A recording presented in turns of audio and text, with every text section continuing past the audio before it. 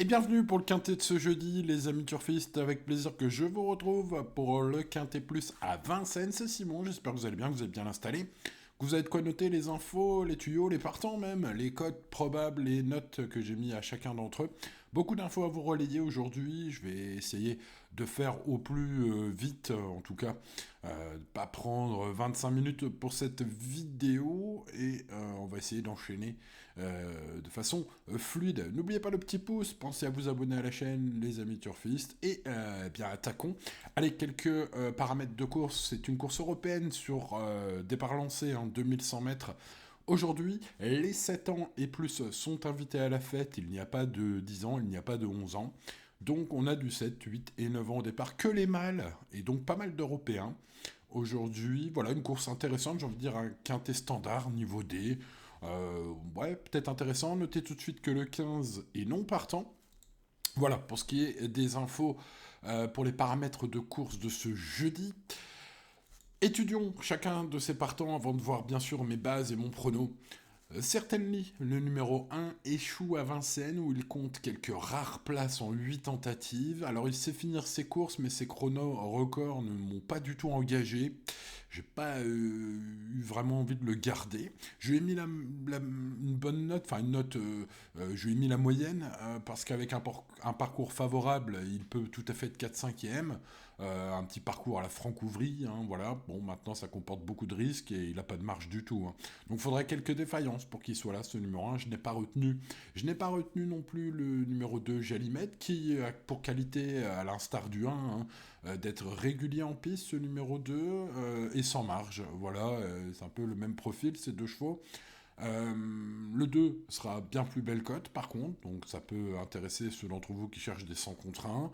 Bon, maintenant, je ne l'ai pas gardé, le cheval aime bien être caché, donc il va pas vraiment profiter de son numéro 2 derrière la voiture de départ. Alors que c'était son principal atout, parce qu'au papier, ouais, il n'y a aucune marge. C'est un petit cheval de province. Il me semble affronter un lot trop relevé pour le podium. Après, voilà, comme je le disais pour le 1, ce numéro 2 peut être cinquième avec des défaillances et un parcours de rêve. Et passons au numéro 3, Néo Turbo. Ce numéro 3, alors je vais le garder plutôt en bout de prono, je vous conseille plutôt dans une sélection large.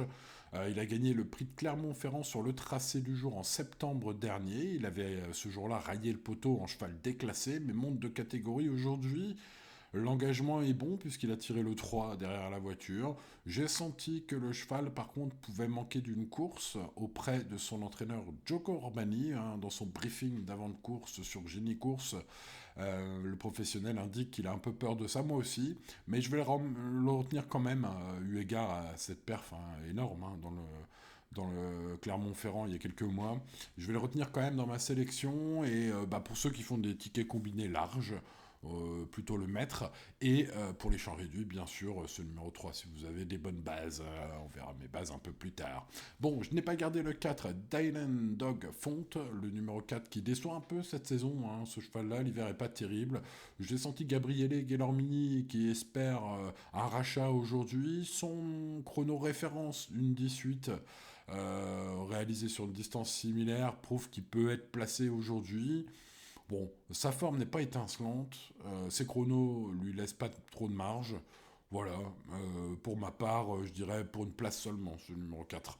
Passons au numéro 5, Elios Deschamps, qui est un Hongre de 9 ans, bien connu. Euh, Plutôt pas mal, plutôt en progrès, après une période très compliquée de disqualification. Bon, alors, une 13, c'est chrono-référence, en tout cas récent. On est loin du compte aujourd'hui. Je pense que c'est un gros outsider seulement. Je n'ai pas gardé le 6, Hiatus, je lui ai mis 9 sur 20. C'est ce que je pense de ce cheval qui vient de s'imposer sur le parcours du jour, mais au niveau des réclamés en 1:11:60, c'est pas fifou, il manque une seconde, voire plus. Enfin, voilà, pour être dans le coup théoriquement. Bruno Bourgoin pense qu'il faut pas le rayer aujourd'hui. Moi, je vais tenter l'impasse. Bon, c'est toujours compliqué de faire l'impasse sur un cheval en mode course et qui vient de gagner sur le parcours du jour. Mais bon, voilà, je pense qu'il y a meilleur. On va d'ailleurs y passer hein, aux chevaux que je préfère, puisque le numéro 7, Giacomo Bello, sera ma base en or. C'est le cheval le plus rapide de ce quintet, puisqu'il affiche un record en 1,970. Hein, donc vous le voyez, hein, certains en 1,1160, certains en 1,13, hein, plus haut dans le tableau. Et c'est 1,970 sur le parcours du jour de Giacomo Bello. Bon, bah, il n'y a pas photo numérique, les amis. Le cheval est régulier, le cheval est dans les meilleurs, les plus rapides et même fiable. Hein. Voilà. Je l'ai souvent pris en note, ce numéro 7, qui, bah, vous le voyez même dans ses places récentes. Hein. Voilà, il a souvent été la note. Alors par contre, il a besoin d'un bon parcours. Il a hérité du numéro 7 à l'extérieur au départ. Bon, maintenant je le disais aussi hein, sur le haut du tableau, ils vont pas démarrer comme des fifous, pour certains d'entre eux en tout cas. Donc bon, il y a peut-être quand même moyen, hein, avec une belle drift, de trouver un bon dos pour ce numéro 7. Mais bah, c'est moins facile de trouver un dos avec le 7 qu'avec le 2 ou le 3. Hein. Donc voilà, écoutez, ce 7, c'est mon préféré, ma base en or aujourd'hui. On verra ce que ça donne en piste. Espérons un driver inspiré. Passons au numéro 8, Joker Gemma. Je l'ai mis plus dans les outsiders. Beaucoup le gardent très haut dans leur prono, mais pour moi, deux petits podiums en 7 courses à Vincennes avec 0 victoire, c'est pas suffisant pour en faire un favori aujourd'hui, même si ses chronos records sont bons, hein, évidemment, que le cheval est en forme et régulier. Bon, avec le numéro 8, il va peut-être perdre une seconde. Voilà, bon, maintenant c'est Benjamin Rochard. Hein, donc on va s'en méfier quand même, ce Joker Gemma. C'est peut-être l'erreur de mon prono, hein, de l'avoir mis trop loin. Dites-moi dans les commentaires ce que vous faites avec ce numéro 8. Ouais, j'ai mis 8ème de mon prono. Bon, maintenant, j'ai peut-être fait une erreur. On peut peut-être en discuter dans les commentaires. N'hésitez pas à me dire ce que vous en pensez. Avec des arguments, bien sûr. Allez, on passe au numéro 9, Global Concept, qui vient de s'imposer en tongs et en serviette de plage à Bordeaux. Le cheval revient à Vincennes dans la même configuration de déferrage ce jeudi que la dernière fois à Bordeaux. Le responsable de l'écurie à Grosbois, hein, de l'écurie Velstom, en la personne de Steen Hopfelder, explique dans son briefing sur Equidia que on compte sur lui. Voilà, bah, le cheval en mode sport, ce sera le favori logique aujourd'hui. Limites inconnues, revenir à Vincennes, ça me fait pas peur. Mathieu Mottier est aux manettes, bref, ce 9, solide point d'appui normalement. Passons au numéro 10, Dayak. Cela fait longtemps que Dayak n'a pas gagné, depuis le 2 mai 2024, hein, pour être exact. C'est un concurrent qui affiche un excellent record en une 10, 10, en une 10, 10 sur ce tracé, mais fin 2025, donc récent, hein, pour un cheval d'âge, il est préservé. Puis il a le numéro 10. C'est vraiment terrible, hein, évidemment, de s'élancer derrière le 1 aujourd'hui. Hein. Mais Franck Nivard en a vu d'autres. Hein. Franck Nivard, la corde, tout ça, ça lui fait pas peur. Hein.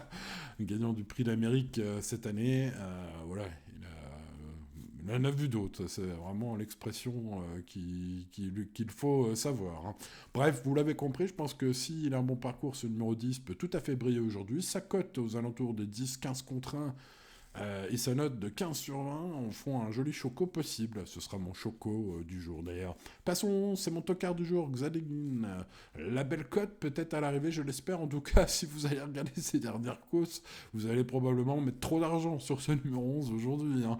Bon, n'allez pas revoir ces dernières courses avec Björn Goop et Franck Ouvry. Vous allez vous dire, ah, c'est un coup sûr, c'est un coup sûr. Alors non, c'est pas un coup sûr, malheureusement, parce que le cheval est un attentiste. Et puis avec le 11 derrière la voiture, c'est compliqué. Par contre, une chose est sûre, pour mon avis, hein, il n'engage que moi, c'est que si Alexis Colette, hein, son jockey aujourd'hui, fait mieux que Björn Goop et Franck Ouvry les dernières fois, le cheval va nous faire plaisir. Hein. Donc ça vaut le coup de le tenter, au moins sur l'un de vos tickets, c'est mon avis. Hein. Voilà, c'est un conseil. Maintenant, voilà, hein, le conseil n'engage que ceux qui le suivent. Hein. Donc bon, ouais, dites-moi dans les commentaires si vous faites comme moi et mettez ce 11 en base.